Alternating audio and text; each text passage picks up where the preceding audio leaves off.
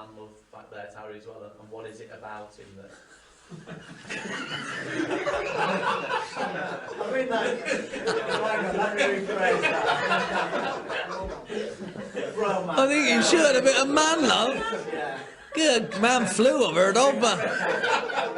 Man on man, no, don't go there. You know what I mean? I'm fairly innocent, you see, that's why I Well, so am I, and I almost blushed. They're obviously not, though. So what is it about... Let's just get this straight. On a looks front, my wife's got a lot more about her than each, you know what I'm saying? But on a managerial front, he takes a lot of beating. That just... Well, there we go, really. What is it about Harry, then? What does he do? I think it's just curly hair.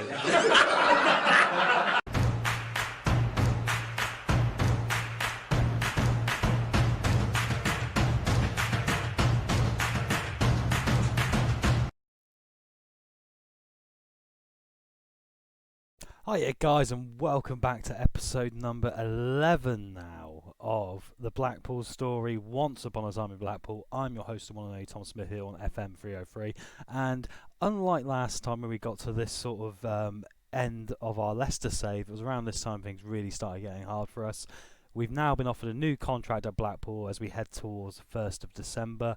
We've been offered a little bit more money. It's a 2-year deal. Our chairman's delighted the offer's accepted. So yeah, Davey Holloway, good start. We're going to be continuing on with this journey. Oh, this is great. Hopefully at least we could double the episodes, if not get a bit further.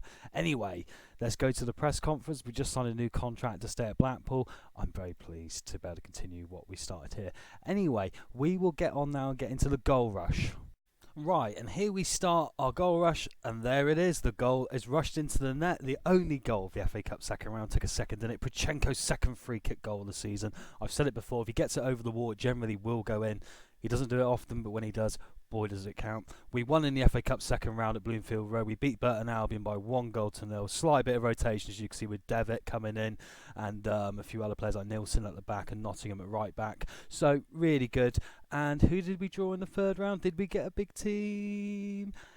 If we had a big team, I'd probably do a bit more of a grander announcement. No, we got Barnsley. But to be fair, Barnsley at home, who are currently 24th in the Championship, is not a bad draw for the FA Cup third round, because we're currently top of League One. So really, it's like for like, and we might even be favourites at home, you know. Right, and up next in the league, then, as you can see, we then went to play Wimbledon in that postponed game from what was going to be our double-header episode earlier in the season. It was 2-2 at the end. They got a last-minute, pretty much 87th minute equaliser from Dylan Connolly, who was a pain in our arsehole game. They are 7th in the league, so they're not a bad team. We did beat them in the other game, I believe, if I can remember correctly. So, bit of a disappointment in that regard. We'll just go and see the goals now. Ryan Kent with a couple of crackers for us. We were dominant, really, overall, and probably edged it. But as you can see, Wimbledon took the early lead. It was a lucky deflection when Falevi's strike was blocked.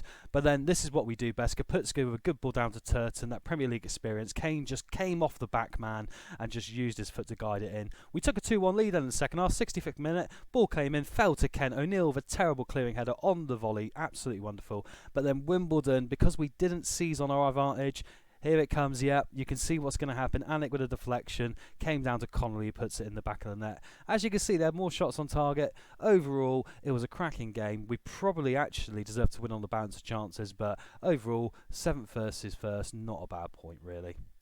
In our third game then, in the league, we went away to Prenton Park Tranmere and we won by 3-2. As you can see, a bit of a spicy game. Jay Spearing got sent off for us. We took the lead, we got pegged back. Interesting game. Tranmere down towards the bottom of League One. We're just going to have a look at the goals here a minute now. So we had to really fight with 10 men for a lot of this game. We were the better side overall in a lot of games. As you can see there, Palmer with the early goal in 28 minutes of the back post. We then went 2-0 up, looking comfortable. It was played in by Kai. Great curving goal. Look at that. One of our goal of the season contenders.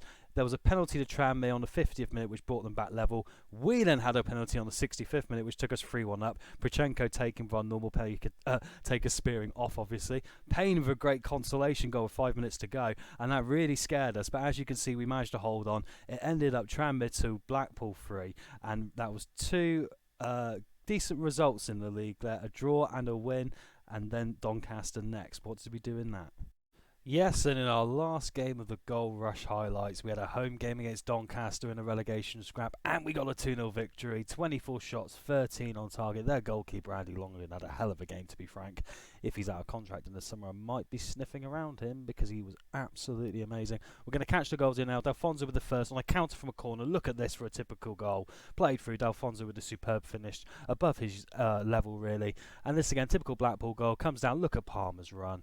This is what the quality will do for you from that position. Enough for the 2-0 win. We had many more chances. We hit the bar, we hit the post. We were comfortable. Fantastic stuff here. And that takes us to our game today, which will be Sunderland at home, who are in 5th. But as you can see, we are on an unbeaten run. Look at these results. We have not lost since we lost away at Peterborough all the way back at the end of October, which is unbelievable. I'll take you to the news here. Look, we maintain an unbeaten record of 8 matches in a row without losing. And as you can see, going to the league table, we are top of the league. We're pretty much the halfway point, 22 games. The Sunderland game will be the 23rd and halfway point officially of the season. Out of 22, we've won 15. We've drawn 3 and we've only lost 4. 19 goals ahead in goal difference, 48 points. We're a whopping 6 points clear of second place already, which is just, well, I haven't got enough words, honestly. It's unbelievable. We have got some news to catch up with though before we get to Sunderland, so we'll quickly get to that and then we'll get to the big match. Right, just to get some news caught up for you that we just missed, we've just gone back to the 1st of December, and as you can see, we won Manager of the Month, our first time. We've been second twice, I think in August and October, but we have finally won with our 3 victories in a row against Bolton, Oxford and Burton. So, yeah, we finally got our first trophy, which is absolutely amazing. Some of our young players, and we're on loan, are doing quite well as well. Ben Tollett's doing quite well away at Yeovil. Just have a quick look at his stats, it's always interesting. Slight improvement, probably not enough for us to get too excited about, but bearing in mind we might need another body next year and his wages being quite small, you never know, do you? So who knows? Quick peek back at the finances now, and as you can see, the overall balance has improved greatly. 80,000 in the red, which I shouldn't be getting so excited about because we're in the red, but we were nearly 400,000 a few weeks ago. So as you can see, we've had a lot more income come in this month. Our ticket receipts are going up. It's literally no difference, as you can imagine, because of our performance in the league and in the cup, obviously. So looking a lot better. And we do also have some transfer news, and with the transfer news, we'll show you why financially as a club we're going to be all right in a minute. Yeah, so as you can see, we are moving on some players already. As you can see, there's offers in for Adi Youssef from Kidderminster, not for much, but enough to get him off the books. He's not featured at all. He's not particularly good enough, unfortunately, for our team, in my opinion, as you can see. Determination is good, but he's getting on a bit now. Let's get him off somewhere where he can actually play and get the £1,000 a week back in the wages. Armour Granlan, he's decent. His mentals aren't great. The rest of him is his technical and physicals. Yeah, but we just haven't played him, to be frank. We haven't need to utilise a target man. The way we play it on the ground has worked absolutely fine at this level, in fact dominatingly well. So we'll have a look at probably replacing him with someone else, or maybe using Ryan Hardwell as a backup target man instead, because we only got the one up front and the 4-4-1-1's working quite well. And as you can see, we're also going to move on Liam Feeney, who's going to Hibernian for £250,000, which is good money. That's going straight in the bank for us. Callum Guy is going to go to Hearts, both of them going up over the border. He's going to go not for 300,000. That is what he's worth. We got a lot less actually. I think it was 100. Yeah, 98, but just to get him off the books, the money off the wages as well, to go back quickly to 2,000 a week, really helpful to give us something to work with in January as well. And as you can see, we've got a little nugget up here, as I like to call it, the green nugget up the top. And of course, Mafumbi's now got his money coming through because he's joining permanently after making over 20 appearances for Barry. Right, well now we're going to pick our team for the Sunderland game the day before, and I just wanted to pick it with you just to show you actually, as you can see, our first team has shrunk a bit because of some of the transfer business we've been doing pre-transfer window. It's the 21st of December, 9 days till it opens, or 10 days, so yeah. As a player's been sold, we have moved them into the reserves, and the reason being is that a lot of the time I've fallen out with these players previously. They've come to me wanting first team football. I've said no. So rather than have them disrupt this superb morale, as you can see here, which is going really well with the first team, just move them out, get them out of the way. They're going to be moving on very shortly anyway, and then we can move from there. The only downside to that is heading into this schedule, I quickly go here, you can see we still got really 4 games before that FA Cup game against Barnsley. we got to get through with a tighter first team squad. Luckily the fitness is doing well because we've been rotating quite a bit and still getting results, but it does make it a bit more of a challenge currently. Boller's been suspended, so we have to have Nottingham at left back in the last game against Doncaster, so it's quite good to have him back. Right, Curtis Tilt's not played as well recently, so we're going to drop him today for Cas Faber, who's slowly creeping up in appearances, as you can see here, and catching up to the first team boys. Boller's back. Boller's back. That's a great one. Right, Ken's got an injury. I think he's got a cold, yeah. So we're going to go for Kai Kai on the right. Virtue, Spearing. Kane will go for in the middle, obviously, because he's the real engine. But Virtue, to be fair, his performances apparently are better. There's less of them, obviously. Thompson can play quite well on the left, but we'll go with Kaputska, obviously. Palmer, Delfonso. Right, build the bench up here a minute, and then we're going to get to the action. Right, and I'll quickly show you the Sunderland team here. We got McLaughlin in goal, McLaughlin at right back, the two McLaughlins, literally the same spelling as well. How weird's that? Flanagan, Ozturk and Hume, Gooch, Dobson, Magoo, Honeyman and McNulty and Grigg up front. Interestingly enough, the Sunderland manager now, Roy Keane, ladies and gentlemen. So that's going to be interesting. They done quite well with him last time in real life, didn't they? Right, they're 5th place. We are 1st. We've been on a good run lately to go out and impress me. Not too much of a reaction. Let's give them a little bit of faith here. We do like to give our players faith. We're very confident in what they can do. We end the team talk. We're going to kick off here. Right. This is the big one. So I need to pull my headset off then. Of course, how excited I am. Let's move that wire a minute. Can't wait to get my new microphone. It's going to be so much easier, and I'm not going to be banging this around or making it pop when I get too excitable. Right, anyway, we're underway here at Bloomfield Road. Blackpool 0, Sunderland 0. Our biggest challenge probably of the season so far. The only team we've yet to face in League One, and we've beaten the majority of them, which is brilliant. So this is a real test. I reckon with Keane, are going to be a much harder proposition. Turton now into Palmer low. Herbie came with a strike. Good block there. Had to get a body in front of it. If he didn't, we'd have gone 1-0 up. Free kick now to Sunderland. Oh, Ozturk. They've got a free kick centre half like we have. Actually, I've checked him out before. I think he's from the Scottish League. I think he used to play for Hearts or someone. He's got a very good free kick taking stat. Probably somewhere in the same as Pushenko, actually. Slightly older, I believe, though. But anyway, Turton now with a throw-in for Blackpool. Kaiki pulls it up here. 2 players on him. McLaughlin makes the intercepting header, not the keeper, the right back this time. Turton up to Kai. Kai back to Turton again. The right side nice and strong here. Herbie Kane finds a space. Good strike. McLaughlin with the save. Gets his gloved hand down to make the corner happen now. Corner. Kaputska plays it in. McGough at the near post. We're always playing it at near post and it never goes in. Played across. Offside for Kaputska that time as the ball came back to him. Should have been a bit quicker. Ozturk again. Ooh, battle of the defensive free kick takers in this one. We edge towards half-time. Once again here, relatively solid though. Not looking like we're going to concede that easily, unless it's from a set piece. Right, came down to Kaputska, who can strike it. Plays a great ball across. That's a Premier League quality pass, ladies and gentlemen. Nathan Delfonso comes on the end of it there. That's why we play into the space, because you play it into the dead man's land. We'll go to the 3D. No one could do anything. Kaputska here, very smart. Could have struck it. Oh, he goes, okay, say very smart. Took a bit of a deflection to take it right to the right spot. But still, the thought was there. Nathan Delfonso's 10th goal of the campaign for Blackpool here as we take the lead. What a season we're having here. Surely we're going to be selling more than 750 season tickets next year.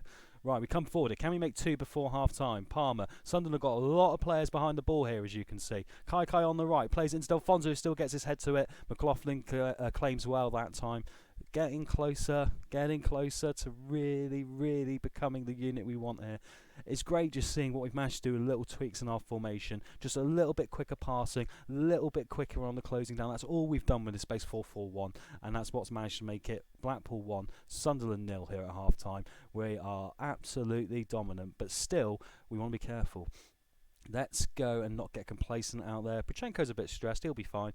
Kaputska's in the book. I'm going to get Thompson on because I quite like him off the bench. He's quite an impact sub for us. He's young. He's got some decent stats around the 11-12 area all the way down on all the columns, so that's really helpful. We get the second half underway here now. Right, Boller comes forward. He is absolutely crunched. Roy Keane will be proud of that one by Gooch there. In fact, I thought... What's that, Roy? Yeah, Roy's really happy with that one. Yeah, he's cheering him and giving him a thumbs up. Prick. Anyway, right, Blackpool 1, Sunderland 0. Lydon Gooch now has gone in the book. He should have gone in the book earlier and been off there, really, in my opinion. Honeyman, back to McLaughlin. Gooch now a lot of space as we try and narrow it and stop the ball coming in. McLaughlin to Dobson. Dobson back here. McLaughlin. Hume coming through on the left here. Honeyman trying to find a bit of space. He can't. We're closing down pretty well here, making it hard for Sunderland. Forcing them back here. Ozturk goes long to Grigg. It's a good ball. Prochenko covers well. Gooch across now. Oh, close. Cool. Turton there managed to just about do enough, I think, on the striker, getting close to him. D'Alfonso trying to counter here. We can do that with the long balls. Kai, can he play the clever ball? He can. D'Alfonso with a header over the crossbar. So close here. So close to being 2-0. In good news for us, the guy who's normally on fire, Will Grigg, has picked up a knock, so I think we've poured a bit of water on his parade. Right, Charlie Wycon here for Sunderland. He's also a danger, though. Scored a lot of goals in the lower leagues. The stats are deceptively even here. Sunderland, like any club of this stature, have got quality. Players that can punish us. We'd like to get another one here. Herbie Kane now trying to find Palmer to Thompson. Thompson over the crossbar. We said he's an impact sub. He's come on before and won us matches against Bristol Rovers as well, one of our closest rivals. So, you know, important points for us on the board because of his contribution. Can he add more to this tie now? Let's make a change here. Thompson came on at half time. Palmer's looking nervous and slightly tired on the 73%. Let's get him off for Hardy, actually. A bit different, but Hardy can play there, actually. Not 100%, but he can do alright. Should we get Kai off? No. I think Herbie Kane, because he's only just come back off an injury. So we'll get Herbie Kane off here. We'll get... Goodness me, man, the brain slipped because I was trying not to cough so much.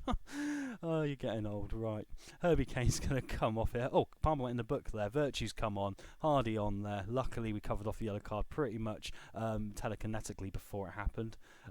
Right, 10 minutes to go here. Blackpool 1, Sunderland 0. I'm going to demand some more quickly here, just for the last few minutes. I like to do that just to remain the focus, just to try and edge off the chance of that last-minute goal coming in. Look at Sunderland. They look knackered. They've been working really hard in this, and as you can see, we are slowly starting to take control here. Free kick low in 4 minutes by time. Maguire with a free kick. What a save from Howard. That is a save that could win you a league. What a save. Oh my word. Oh. Right, is the full-time whistle going to go here? Sunderland for last chance now to play it in. It's a corner to Sunderland. Last chance saloon. Don't throw it away now. This 3 points could be important. Gooch across. McNeely. It's going to fall down. Faber with the clearance and it's all over. Oh my word, I could have had a heart attack. Right, Blackpool 1, Sunderland 0. The full-time whistle goes and my palms are sweaty, ladies and gentlemen, after that. Oh my God, right. Team talk. Look at that morale. Well done, lads. Let's not get too carried away. Just well done. Continue on in. Oh, so we're doing really well here, aren't we? I think the playoffs, we'll be disappointed with the playoffs now. We're 51 points after 23 games. We're looking to get over 100 points this year, this season. Our nearest rivals are on 43. They're dropping points like anything at the moment. I can't believe it, really. Unbelievable. Unbeaten record carries on in 9 matches. We're going to send our assistant today to the press conference. Let's have a look at the schedule. Right, Portsmouth up next on Boxing Day. They're only 13th, so they're not as big as they were earlier in the season. They've had a tough time. I think Jackett's got the sack there.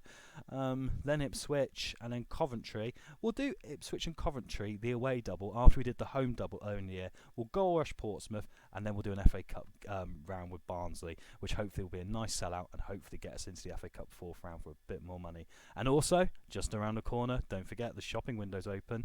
Time to go buying some players. The January transfer window will be starting in 8 days. And we're going to have to make some moves. We're going to have to do something. We're going to have to try and think what we can do here to help long term for the club as well. So it's a very exciting time to be a Blackpool fan. Thank you very much for watching Once Upon a Time in Blackpool. I've been your host, the one and only Tom Smith. See you next time on the channel. Goodbye.